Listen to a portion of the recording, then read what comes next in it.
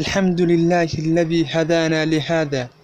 وما كنا لنهتدي لولا أن هدانا الله. تنحكت إن شاء الله وحن نفتيدي نفتنا بقدر دارمي على كعبسي وحن ربي إن شاء الله إن نفرين قارسيو فرين نصيحة إن نقارسيو إن شاء الله ولا لهيجا كدري ري كونفورت سول مشقة دي يجيبتو دنا يسوي تجنيد إن مدة لبضر هيرود ولا لها وحن ربي إن شاء الله إن نعليه الله سبحانه وتعالى وحن ربي إن شاء الله إن لدر دارمه وحن ربي إن شاء الله إن نصيحيه وحن ربي إن نحسوسي الله سبحانه وتعالى جرديسه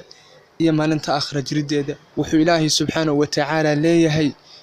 كنتم خير أمة أخرجت للناس تأمرون بالمعروف وتنهون عن المنكر وحاتهن أمد وخير كبضنيد وحضنا كم طيستين وحيتهي خير كآيات سفرتان حماهنا واتسكربتان taas ayana lagu amaanay taas ayaan kaga fadli badanay ummadaha kale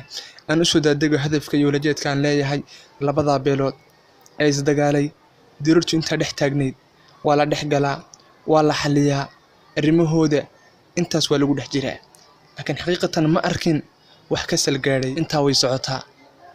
way socotaa inna lillahi wa inna ilayhi raaji'un intii dhimatay ilaahi subhanahu wa ta'ala ha u naxariisto intii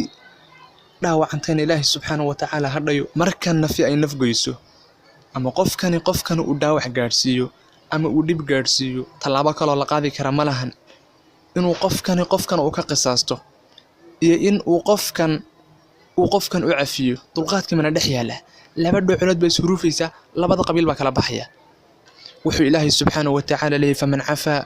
wa aslaxa fa ajruhu cala allah qofkii sulxi qofkii cafis la yimaada hadana cafiska wanaajiya fa ajruhu ala Allah wuxuu ajarka ugu dhacaya ilaahi subhanahu wa ta'ala agtiisa ugu dhacay away cafiskii away qofba qof fiirinaya oo ku soo kala jeesanaya mid baa laga dilaya israaf buu sameynaya labu dilaya yani waxa weeyaan sabrkii ayaa dhamaaday iimaankii iyo rumayntii baa daciif noqotay xaaladdu waxay naga gaadhay meel aad iyo aad u xun bay naga gaadhay waad fashilmateen oo waad ciibowdeen waxaa loo baahan yahay xishood waxaa loo baahan yahay xiyaa waxaa loo baahan yahay sabir waxaa loo baahan yahay cafis waxaa loo baahan yahay dulqaad dhiigyacabkii baa batay bal dhexdeen anaka maanta wuxuu ku yahay haliyey buu ku yahay waa geesigii reerka leeyahay waa geesigii reerka halkaasay naga maraysaa nacuudu billaah fariinta xigta